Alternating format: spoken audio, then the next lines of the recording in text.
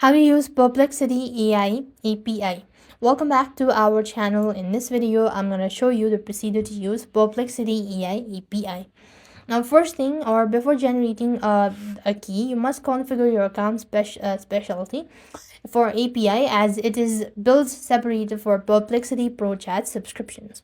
So what you want to do is, first thing, you want to go to settings. So tap onto the menu bar, click on the gear icon at the left hand side corner of the screen, and click for API.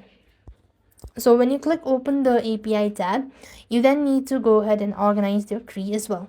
Then navigate to a billing tab and API portal, and add a credit card, debit card information. Perplexity uses a credit card based system. You must purchase credit in advance to make API call as well. After which, you could go ahead and navigate to API key. You could create the key as well, and that's how you'll go ahead and use API or Perplexity API key. With that, we've completed our steps. Thank you for watching. See you in the next video.